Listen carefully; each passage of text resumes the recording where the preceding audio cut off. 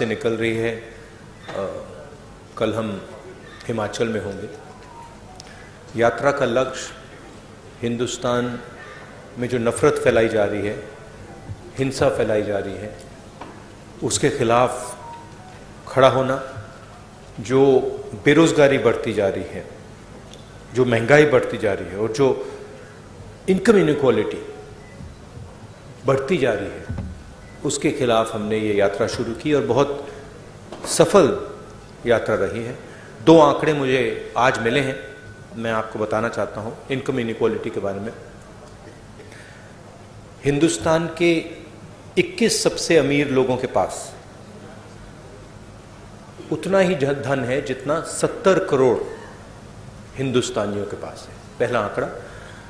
और दूसरा आंकड़ा, हिंदुस्तान के सबसे अमीर 1% के पास उतना ही पैसा है, नहीं, हिंदुस्तान के सबसे अमीर 1% के पास हिंदुस्तान का 40% धन है। तो ये हिंदुस्तान की जो इनइक्वालिटी है उसके आंकड़े हैं और इन चीज़ों के खिलाफ हमने ये यात्रा शुरू की है। अब आप सवाल पूछिए। राहुल जी के जो आंकड़े बोले हैं अभी, वो स्लाइड पर दिखाया गया है। अमीर और गरीबी के बीच में जो विषमताएं हैं जो पिछले 8 साल में बढ़े हैं, उसका एक दृश्य और जो आंकड़े हैं अभी अभी इन्होंने बताया, वो आपके सामने है। पहला सवाल अजीत से बलविंदर, माइक दीजिएगा।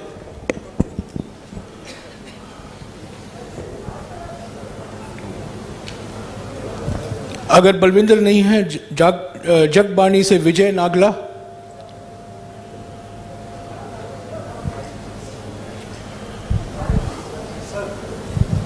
सर 1 मिनट यार, I am going in order, please relax. Sir, जो आपका प्रयास है लोगों को जोड़ने का, वो एक प्रशंसनीय कदम है।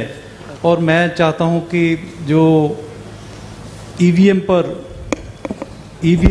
जो लोगों में धारणा है कि ईवीएम के कारण कांग्रेस पुनः सत्ता में नहीं आ सकती, क्या आप ईवीएम पर भी कोई फैसला लोगे ऐसा कि जिससे लोगों के जो धारणा बनी हुई है कि ईवीएम, जब तक ईवीएम रहेगी कांग्रेस कभी सत्ता में वापस नहीं आ सकती? ईवीएम की बात विपक्ष ने हमने 2-3 बार करी है और वो चर्चा चल रही है, मगर ईवीएम सिर्फ एक एलिमेंट है। जैसे मैंने पहले भी कहा है,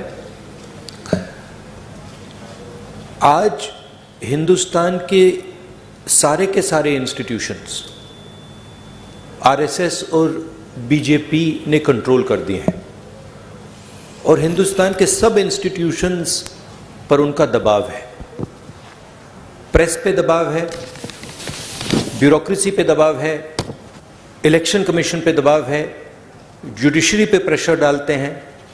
तो सारे के सारे इंस्टीट्यूशंस पर उन्होंने कब्जा कर रखा है। तो ये लड़ाई अब जो पहले राजनीतिक लड़ाई होती थी वैसी लड़ाई नहीं है। एक पॉलिटिकल पार्टी दूसरी पॉलिटिकल पार्टी के बीच में लड़ाई नहीं है।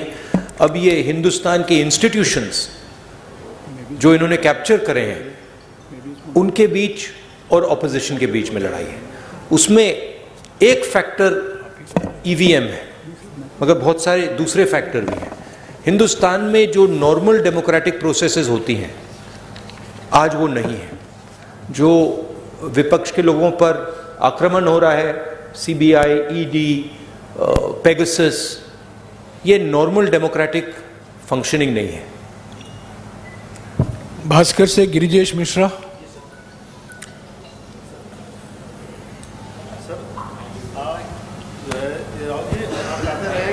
यात्रा सियासी नहीं है, नफरत, बेरोजगारी। आप राहुल जी कहते रहे कि यह यात्रा सियासी नहीं है, नफरत, बेरोजगारी और महंगाई के खिलाफ है। ऐसे में अचानक सीएम मान को सुझाव देने की क्या जरूरत पड़ गई? क्या यह माना जाए कि 10 जनपद की दखल आने वाले समय में राज्यों में कम होगी? ये आपका सवाल है या किसी और ने लिखा आपके लिए? पूछ रहा हूँ, पढ़ पढ़ के देख रहे हैं, पता नहीं किसने आपको पूछा हो। देखिए, मैंने सीएम को जो पंजाबी कल्चर है, जिसको मैं अच्छी तरह समझता हूँ, जो पंजाबी हिस्ट्री है, उसके बारे में मैंने उनको प्यार से बताया है। पंजाब को पंजाब से ही चलाया जा सकता है, ये हिस्टोरिकल फैक्ट है, ये कोई नई बात नहीं है। और अगर पंजाब को दिल्ली से चलाया जाएगा तो पंजाब के लोग उसको एक्सेप्ट नहीं करेंगे और रिएक्ट करेंगे। ये राजनीतिक बात नहीं है, ये फैक्ट है। अमर उजाला से सुरेंद्र पाल। ये जो पंजाबी प्राइड है,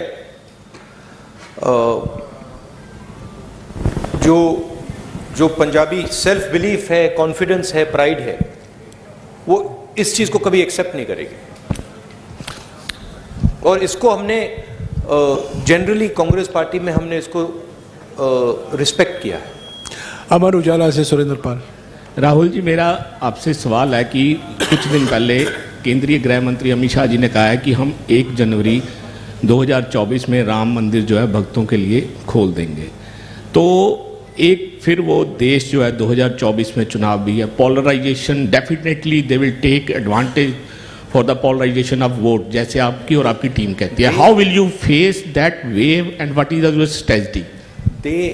They will divide the country, they will spread hatred in the country. हम नफरत के बाजार में मोहब्बत की दुकान खोलते जाएंगे। बहुत सारी दुकानें खुल रही हैं मोहब्बत की, तो हम ये अपना काम करते जाएंगे, वो उनका काम करेंगे। हिंदुस्तान की जो संस्कृति है, हिंदुस्तान का कल्चर है, भाईचारे का है, मोहब्बत का है, जीत मोहब्बत की होगी। ट्रिब्यून से दीप कमल। राहुल जी, माय क्वेश्चन, हाँ जी, in 2022 many leaders from Congress have gone to BJP, and do you think there's a leadership crisis left in the party, and what role do you think Mr. Sidhu will have once he's out of his judicial custody? I think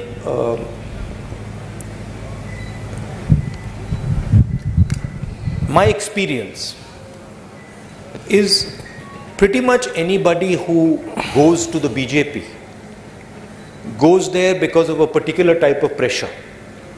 Okay, it's a hidden pressure, you can call it. It is generally a result of, pressure from the CBI, pressure from the ED, pressure from cases, pressure from corruption.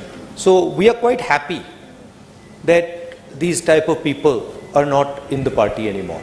And I think as far as the party is concerned, what I've seen on the street is tremendous enthusiasm, extremely dynamic workers, and a mix of senior and young leaders. So what I see in the Congress party is extremely capable leadership all the way from the top to the worker level. So I'm not worried about that. In fact, I'm quite happy that some of the sort of riffraff has gone somewhere else. Hindustan Times से Harpreet Kaur. No supplementary, please, madam. Please sit down. Harpreet everybody will have a role. Everybody will have a role to play. We are a democratic party. We like to involve all people and function together. Hindustan Times से हरप्रीत कौर नहीं आई है, आई है। हाँ। I want to ask about the security lapses during your yatra. Even today we heard that there was some lapse. So what do you have to say about that? What lapse was there today? Somebody came from the crowd? Someone came to hug me. I don't know why you're calling that a lapse. I think the person was, he was checked by the security people. He was a bit overexcited. It's not a problem. It happens quite often. So. The PCC president has already issued a statement on this incident, which you call a lapse. It's not a lapse. Indian Express, Navjeevan Gopal. There's quite a lot of enthusiasm in the yatra. Many people get overexcited, and that was a case where he was a bit extra charged up. So there's no problem. It's happened many times before. I wouldn't call that a security lapse. Indian Express, Navjeevan Gopal. Hi. opposition parties like Akali Dal, they are raising questions on your visit. I mean, they want you to apologize for the 84 thing, Operation Blue Star and riots. What do you have to say on this? Prime Minister Manmohan Singh, on the floor of the House, has made his position and the Congress Party's position very clear.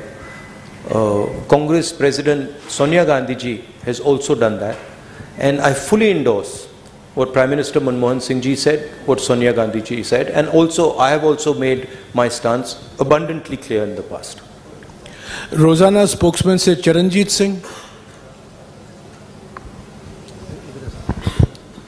Sir, किसानों की बात करते हैं। 3 खेती कानून आए, ठीक है, वो वापस ले लिए मोदी जी ने, लेकिन अगर किसानों की आय कम हो रही है, अगर दुगनी नहीं हुई 22 तक, तो आपको क्या लगता है कि किस चीज में समर्था है कि जो किसानों की आय को आगे लेके जा सकती है, और इसका हल क्या था? देखिए, किसानों पर नॉन स्टॉप आक्रमण हो रहा है, और एक जगह से नहीं हो रहा है, मल्टीपल एंगल से हो रहा है,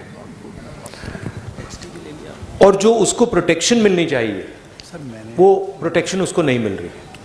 यूपीए के समय हमने प्रोटेक्शन दी थी, कर्जा माफ किया था, एमएसपी थी, अलग अलग हमारे अप्रोचेस थे, मगर मैं ये भी कह सकता हूं कि शायद हमने भी जितना करना था हमने नहीं किया, उससे ज्यादा करना चाहिए था, क्योंकि किसान देश को भोजन देता है।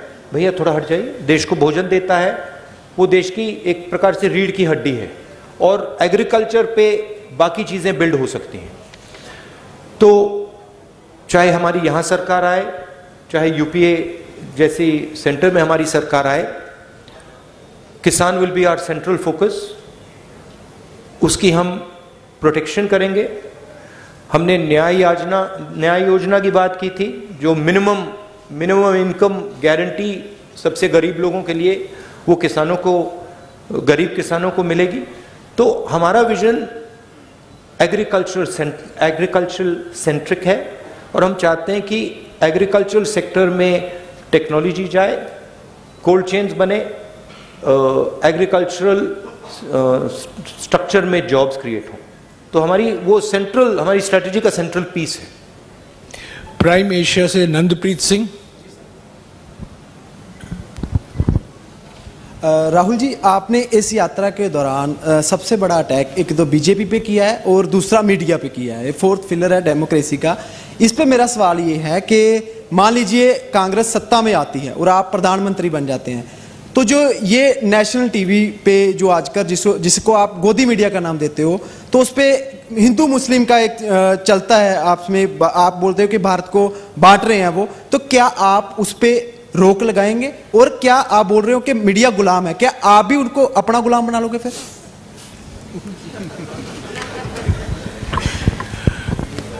वो गुलाम नहीं मानेंगे, आजाद मानेंगे। नहीं, देखिए, नहीं, मैंने गोदी मीडिया तो कभी नहीं कहा है, वो मेरा फ्रेज नहीं है। मैं ये जरूर कहता हूं कि मीडिया को कंट्रोल किया जाता है, मीडिया पे प्रेशर डाला जाता है। मैं ये भी कहता हूं कि जो आप जैसे रिपोर्टर्स हैं, आपकी इतनी गलती नहीं है, आप पर कंस्ट्रेंट्स हैं, आपके जो मालिक आपको कहते हैं वो आपको करना पड़ता है, और जो आपकी भावनाएं हैं उनको मैं समझता हूं, क्योंकि आप आके मुझे बोलते हो, जो आपको देश के बारे में लगता है मैं जानता हूं। तो मैं आपकी क्रिटिसिज्म नहीं कर रहा हूं, जो मीडिया का स्ट्रक्चर है उसकी मैं क्रिटिसिज्म कर रहा हूं। कांग्रेस पार्टी की फिलॉसफी इंडिपेंडेंट मीडिया की फिलॉसफी है, कांग्रेस पार्टी की फिलॉसफी इंडिपेंडेंट इंस्टीट्यूशंस की फिलॉसफी है।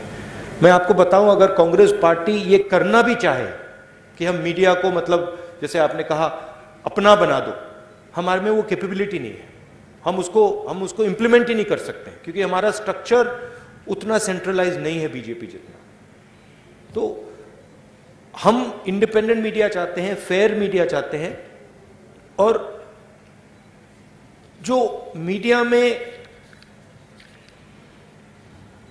नफरत फैलाई जाती है और वो फैलाई जाती है, और जो मीडिया डिस्ट्रैक्शन का रोल प्ले कर रहा है, जैसे मैंने अपने भाषण में कहा था, जब कोई जेब कतरा आता है तो अकेला नहीं आता, 2-3 लोग आते हैं, एक ध्यान को उधर ले जाता है और फिर जेब काटी जाती है। तो इनएडवर्टेंटली वो आप रोल प्ले कर रहे हो, आप लोग नहीं, बट आपका जो स्ट्रक्चर है, आप लोग डिस्ट्रैक्ट करते हो। आप लोग कहते हो देखो हिंदू मुस्लिम, ऐश्वर्या राय, शाहरुख खान, बॉलीवुड, तेंदुलकर, उधर देखो, और इधर मतलब किसान की लूट हो रही है, छोटे व्यापारी मारे जा रहे हैं, इनइक्वालिटी बढ़ती जा रही है। तो आपका रोल डिस्ट्रैक्शन का रोल है, आपका रोल वॉचडॉग का रोल होना चाहिए। जैसे हमने ये जो आंकड़े लगाए हैं, इसके बारे में आपने कोई सवाल ही नहीं पूछा। एक्चुअली ये सबसे जरूरी सवाल है, ऐश्वर्या राय से, शाहरुख खान से, ये जरूरी सवाल है, मगर आप लोग ये पूछते नहीं हो। आपकी गलती नहीं है, शायद आप पूछते, अगर आपको छूट दी जाती है आप पूछते, but your role is that वो watch dog. And what are the type of issues you should be raising? Farmers issues, employment issues. अखबार में employment की बात तो पढ़ने को नहीं मिलती, स्मॉल स्केल इंडस्ट्रीज की बात तो सुनाई नहीं देती। लुधियाना में जो मतलब पूरा इंडस्ट्री खत्म हो गई, उसके बारे में सुनाई नहीं देता। तो that is the type of media we would like, a media that puts pressure on the government on key issues. You are for a Congress government, you are a feedback channel.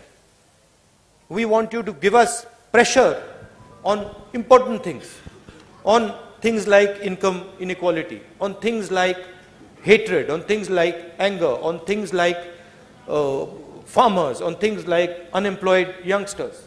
That's your role, and that's the role we would like you to play. Not किसी ने मुझे बहुत मजेदार कहानी बताई, मैं पता नहीं बोलना चाहिए, नहीं छोड़ो। एबीपी सांझा से अनुजा शर्मा, बताइए। नहीं, अभी समय वक्त नहीं है, प्लीज बोलने दीजिए, सवाल करने दीजिए। या अनुजा।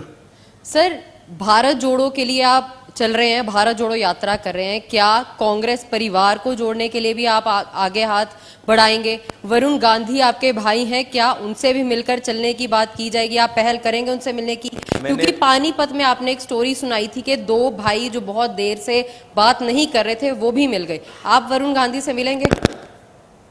देखिए, वो बीजेपी में हैं, शायद अगर वो यहाँ चलेंगे उनको प्रॉब्लम हो जाएगी, मगर मेरी विचारधारा उनकी विचारधारा से नहीं मिलती। मेरी विचारधारा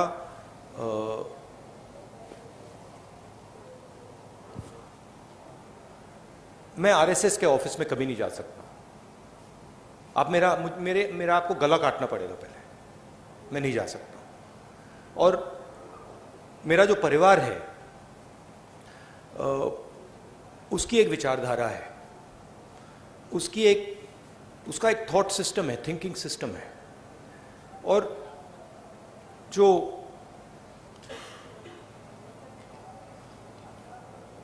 वरुण है, उन्होंने एक समय, शायद आज भी, उस विचारधारा को अपनाया और उस विचारधारा को अपना बनाया। तो मैं उस बात को एक्सेप्ट नहीं कर सकता। मैं जरूर प्यार से मिल सकता हूं, गले लग सकता हूं, मगर उस विचारधारा को मैं एक्सेप्ट नहीं कर सकता, कर नहीं सकता, इम्पॉसिबल है। वो अलग रिश्ते होते हैं, बट मेरा पॉइंट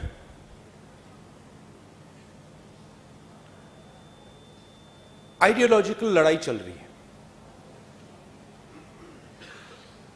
सालों पहले मैंने फिरोज से कहा कि उसने मुझे कहा कि आरएसएस देश में बहुत अच्छा काम कर रहा है, और मैंने कहा कि देखिए, आप अपने परिवार की हिस्ट्री जो है उसको आप थोड़ा पढ़िए और उसको आप समझिए, क्योंकि जो आपने मुझे बोला है, अगर आपने अपने परिवार की विचारधारा समझी तो आप ये कभी नहीं बोल सकते मुझे।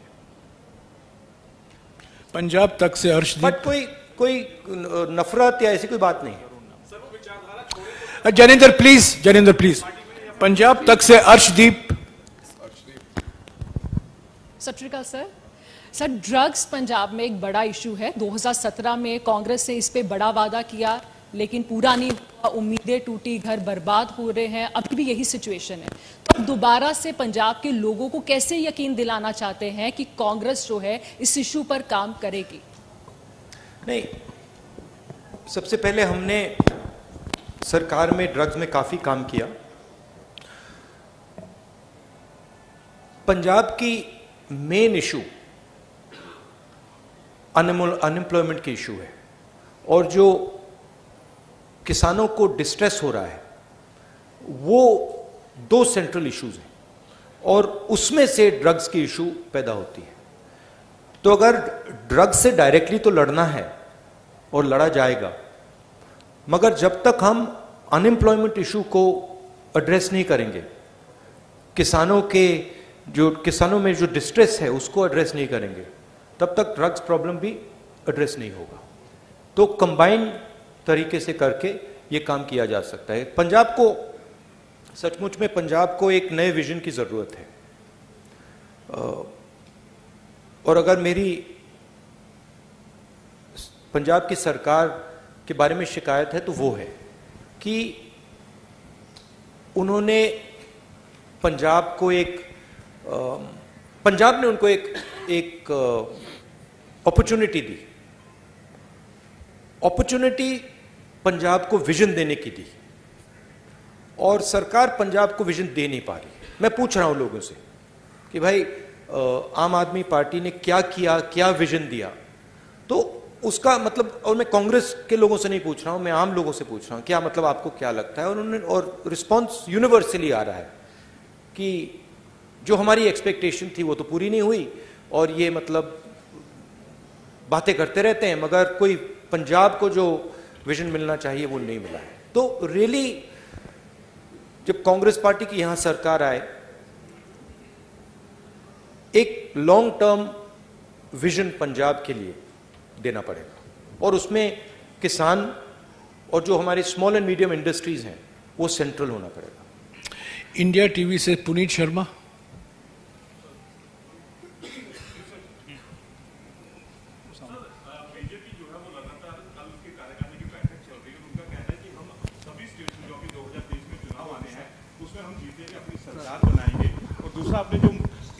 एक सवाल ऑल पार्टी मीटिंग जो आपने बुलाई है, क्या उसमें सभी लोग आ रहे हैं या फिर यूपी की तरह उसमें भी कुछ लोग शामिल नहीं होंगे? नहीं, देखिए, बीजेपी ये तो नहीं कहेगी कि हम सब चुनाव हारेंगे। उनको तो यही कहना है कि हम सब चुनाव जीतेंगे, उनकी तो और कोई चॉइस नहीं है। बट जो देश में माहौल तैयार हो रहा है, जो खास तौर से जो इकोनॉमिक डिस्ट्रेस है, जो अनएम्प्लॉयमेंट है, जो प्राइस राइज है, उससे बीजेपी को जबरदस्त चोट लगेगी। That is abundantly clear. और मैं मतलब निकला हूं, सड़क पे चलकर निकला हूं, मध्य प्रदेश से मैं निकला हूं, बाकी स्टेट से, कर्नाटक से, ये तो क्लियर है कि बीजेपी के खिलाफ काफी गुस्सा है। सनमार्ग से कनिका।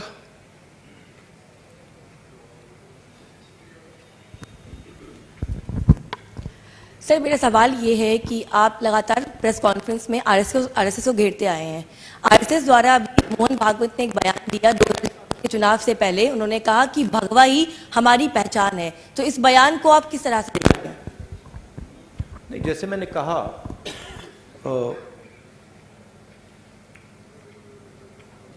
हिंदू धर्म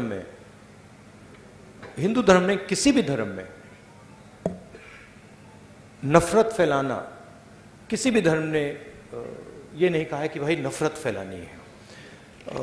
और हिंदू धर्म पीस लविंग धर्म है, मोहब्बत का धर्म है, जोड़ने का धर्म है। तो वो जो भी रंग अपनाना चाहते हैं अपना सकते हैं, बट जो हिंदू धर्म में लिखा है वो नहीं करते हैं, वो कुछ और करते हैं। क्योंकि हिंदू धर्म में ये नहीं लिखा है कि लोगों को धमकाना चाहिए, डराना चाहिए, मारना चाहिए। हिंदू धर्म में ये नहीं लिखा। तो जो भी रंग अपनाना चाहते हैं अपना सकते हैं, बट जो हिंदू धर्म में लिखा है, और मैंने पढ़ा है, काफी पढ़ा है, अब वो ये नहीं करते हैं, वो कुछ और कर रहे हैं।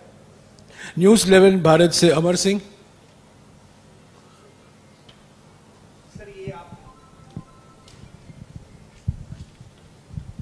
सर ये यात्रा आप कर रहे हैं और एक रिपोर्ट में ये कहा गया कि पूरे विश्व में सबसे ज़्यादा गरीब लोग जो है हिंदुस्तान में हैं, और आपके ओपनिंग रिमार्क में भी था कि अमीर लोग अमीर होते जा रहे हैं और गरीब लोग गरीब होते जा रहे हैं।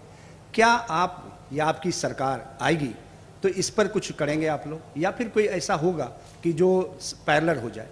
नहीं, हमारी जब सरकार थी हमने रिकॉर्ड लोगों को, इस देश में रिकॉर्ड लोगों को गरीबी से निकाला था।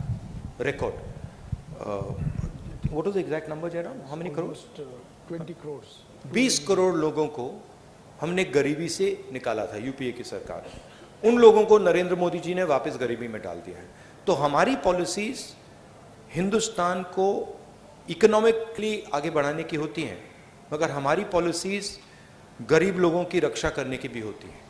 चाहे वो मनरेगा हो, चाहे वो भोजन का अधिकार हो, चाहे वो ज़मीनी अधिकरण बिल हो, न्यामगिरी ट्राइबल राइट्स हो, तो हम प्रोटेक्ट करके लोगों को, देश को आगे ले जाते हैं। और मुझे लगता है कि हिंदुस्तान के सामने सेंट्रल प्रॉब्लम अनएम्प्लॉयमेंट का प्रॉब्लम है। जो स्मॉल और मीडियम इंडस्ट्रीज पर आक्रमण हो रहा है, जो किसानों पर आक्रमण हो रहा है, इसके कारण बेरोजगारी बढ़ रही है। तो हमें एक किसानों के लिए, स्मॉल और मीडियम बिजनेसेस के लिए की रक्षा करनी पड़ेगी और उनको बढ़ावा देकर ये जो बेरोजगारी है इसको मिटाना पड़ेगा। पंजाब टुडे से राजेंद्र सिंह।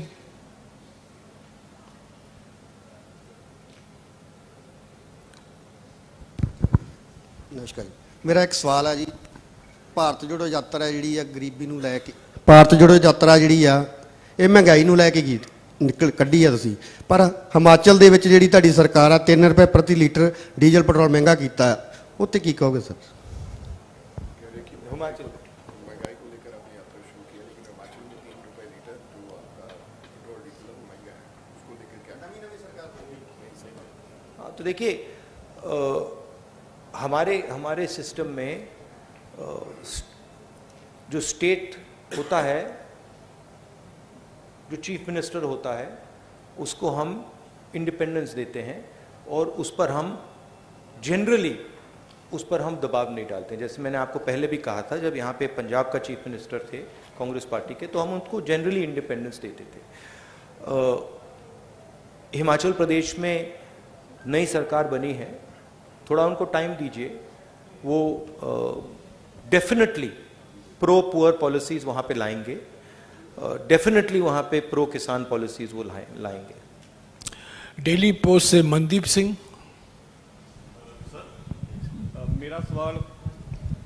ਮੇਰਾ ਸਵਾਲ ਪੰਜਾਬ ਦੀ ਲੀਡਰਸ਼ਿਪ ਦੇ ਨਾਲ ਹੈ। 2022 ਦੀਆਂ ਵਿਧਾਨ ਸਭਾ ਚੋਣਾਂ ਦੇ ਵਿੱਚ ਤੁਸੀਂ ਚਰਨਜੀਤ ਚੰਨੀ ਹੋਣਾ ਨੂੰ ਮੁੱਖ ਮੰਤਰੀ ਐਲਾਨਤਾ ਸੀ, ਤਾਂ ਇੱਕ ਟਾਈਮ ਤੇ ਲੱਗਿਆ ਵੀ ਸੀਗਾ ਕਿ ਇਹ ਸਰਕਾਰ ਰਿਪੀਟ ਹੋ ਸਕਦੀ ਹੈ, ਪਰ ਜਦੋਂ ਵੀ ਚਰਨਜੀਤ ਚੰਨੀ ਕੋਈ ਫੈਸਲਾ ਲੈਂਦੇ ਸੀਗੇ ਤਾਂ ਨਵਜੋਤ ਸਿੰਘ ਸਿੱਧੂ ਸ਼ਾਮ ਨੂੰ ਉਸੇ ਫੈਸਲੇ ਦੇ ਖਿਲਾਫ ਇੱਕ ਪ੍ਰੈਸ ਕਾਨਫਰੰਸ ਕਰਦੇ ਸੀਗੇ। ਚਰਨਜੀਤ ਚੰਨੀ ਵਰਸਸ ਨਵਜੋਤ ਸਿੰਘ ਸਿੱਧੂ ਉਦੋਂ ਦੇਖਣ ਨੂੰ ਮਿਲਿਆ। ਤੁਹਾਨੂੰ ਲੱਗਦਾ ਕਿ ਉਹ ਫੈਕਟਰ ਜਿਹੜਾ ਆ ਤੁਹਾਡੀ ਪੰਜਾਬ ਦੇ ਵਿੱਚ ਸਰਕਾਰ ਨਹੀਂ ਬਣਾ ਸਕਿਆ, ਤਾਂ ਕੀ ਹੁਣ ਨਵਜੋਤ ਸਿੰਘ ਸਿੱਧੂ ਵਰਸਸ ਬਾਕੀ ਲੀਡਰਸ਼ਿਪ ਨਾ ਹੋਵੇ ਉਹਦੇ ਲਈ ਕੀ ਕੁਝ ਕੀਤਾ ਜਾ ਰਿਹਾ? नहीं, देखिए पिछले चुनाव में काफ़ी एंटी इनकम्बेंसी थी, ज़रूर लीडरशिप के बीच में इश्यूज होती थी, बट ये आसानी से मैनेजेबल इश्यूज हैं और आइंदा ये आने वाले समय में ये इश्यूज नहीं होंगी। कोई ऐसी प्रॉब्लम नहीं है, सब एक साथ मिलकर चल रहे हैं। नहीं, वो लीडरशिप में कमी जब आती है जब जनता में थोड़ा प्रेशर बनता है, और इस बात को एक्सेप्ट करना पड़ेगा कि जो पिछली कांग्रेस सरकार थी उसके खिलाफ एंटी इनकम्बेंसी थी, वो सच्चाई है, और उसका नतीजा मतलब आम आदमी पार्टी चुनाव जीती है। बट अब मुझे लग रहा है कि वो जो एंटी इनकम्बेंसी जो फीलिंग कांग्रेस पार्टी के खिलाफ थी वो अब गायब हो गई। तो अब कांग्रेस पार्टी को बिल्ड करना है, और मुझे लगता है कि आसानी से यहां पे हम अगली गवर्नमेंट फॉर्म करेंगे। टाइम्स ऑफ इंडिया से आईपी सिंह।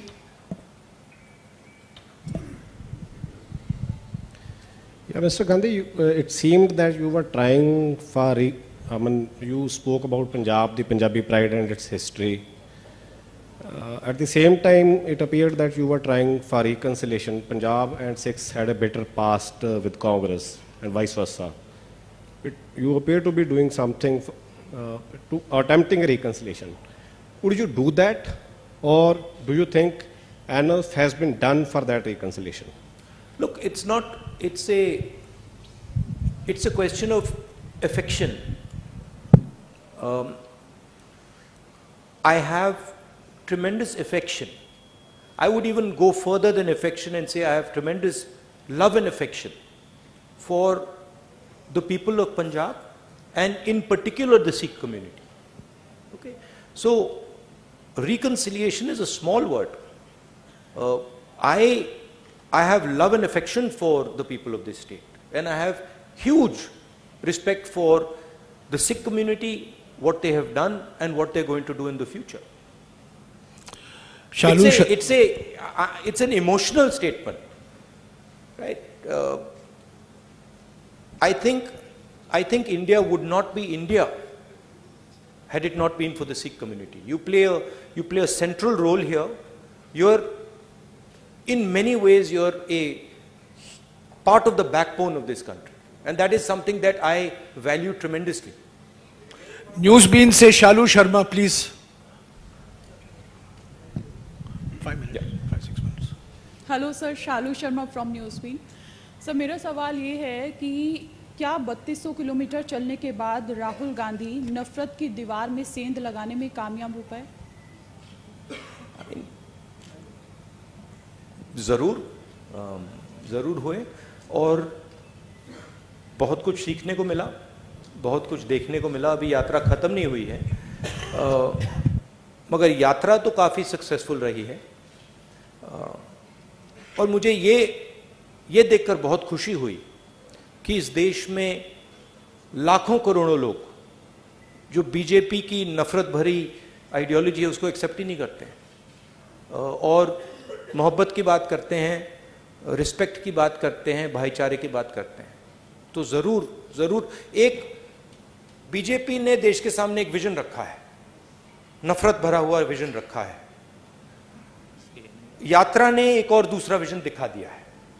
यात्रा ने देश को, और देश ने एक्सेप्ट भी कर लिया है कि दो विजन है हिंदुस्तान के, एक नफरत भरा, उसको एरोगेंट, अहंकार से भरा, और दूसरा मोहब्बत का, इज्जत का, रिस्पेक्ट का, भाईचारे का। वो तो क्लियर है, और इस यात्रा ने वो बहुत अच्छी तरह डेमोन्स्ट्रेट किया है। यात्रा में आपको नफरत नहीं दिखेगी। आप चलिए हमारे साथ, आपको कहीं नफरत दिखी? कहीं आपको मतलब किसी को मारते हुए आपने देखा? नहीं, सवाल नहीं उठता।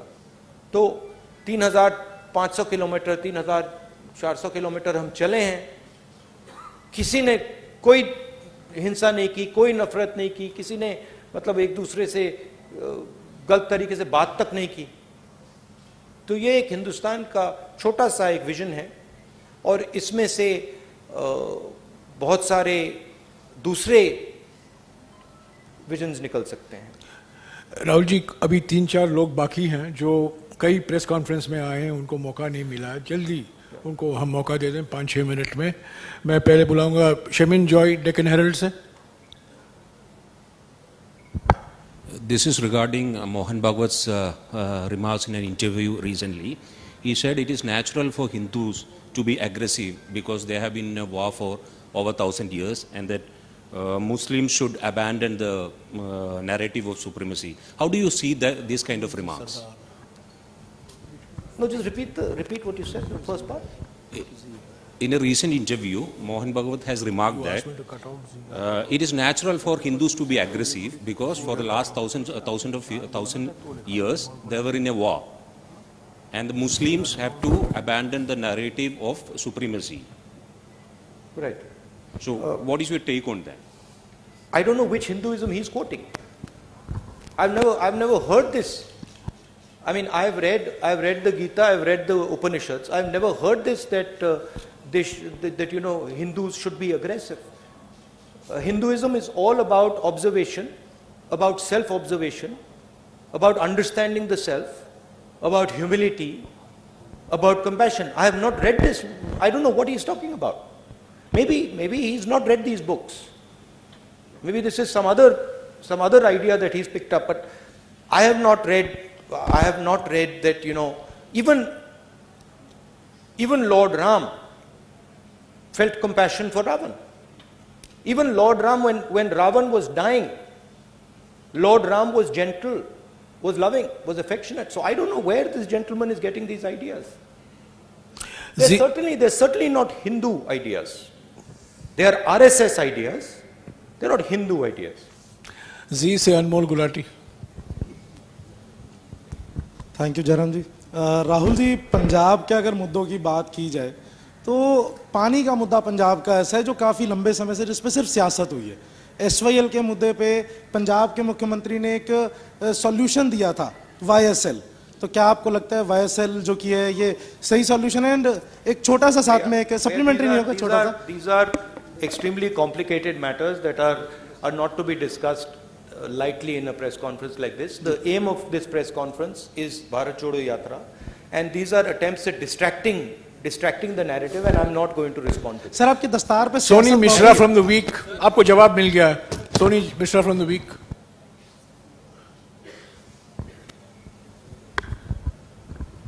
Hi. The yatra is about to reach its culmination, so I wanted to ask you, changed you and your party? I don't know. The yatra is about to arrive at its culmination. At one level, yes, that it's going to arrive in Srinagar. But for me, the yatra is a way of thinking. It's a way of acting. So for me personally, it will carry on.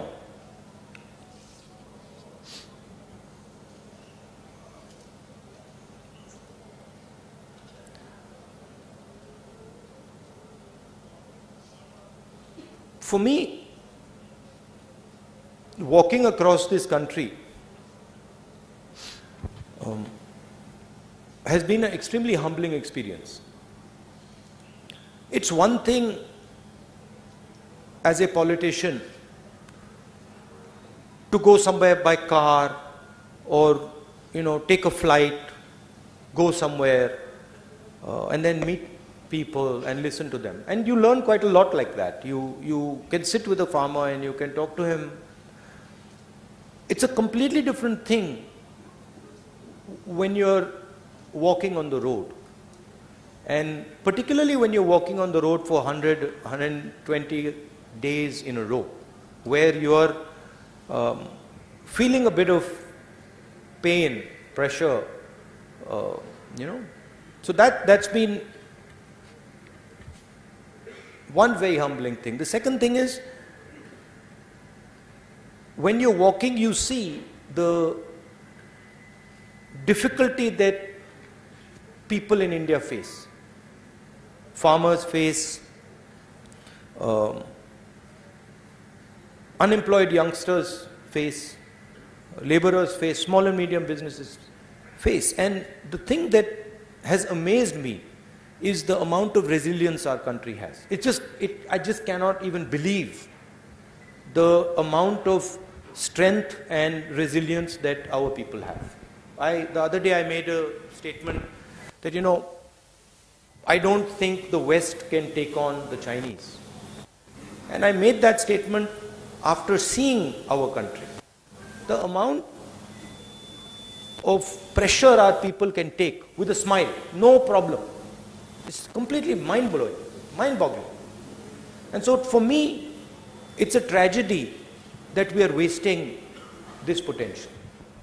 You know, it's a tragedy that, 1% of India owns 40% of the assets of this country. It's a tragedy, one, because it's unfair. But two, because you're stifling the growth of this country. You know, I met so many small and medium business owners. And I ask them a question always. I'm like, listen, tell me something. Do you think you can become a 1,000 crore business or a 2,000 crore business or a 10,000 crore business? All of them say, no, it's impossible. We can't do it. Why not? We don't have the connections to do it. We simply cannot enter the political space. Doors are closed for us. We can't do it. There's an acceptance. But you can't build India like that. You can't, 20 people are not going to be able to build India. You need 10,000, 20,000, 30,000 solid business people to build this country. So we are heading into an accident, it's pretty clear. We are heading into an accident on the employment front. We are heading into an accident with the Chinese. We are heading into an accident on multiple fronts. And that to me is visible when I'm walking. शुक्रिया राहुल जी। जिनको मौका नहीं मिला है, आपको जम्मू में आमंत्रित हैं हम लोग। जिनको जम्मू में मौका नहीं मिलेगा, आप श्रीनगर में आइए। अभी राहुल जी आपके साथ फोटो खिंचाएंगे। हो गया, प्रेस कॉन्फ्रेंस हो चुका है, प्लीज, हो चुका है। राहुल जी को जाना है, हो चुका है, प्लीज।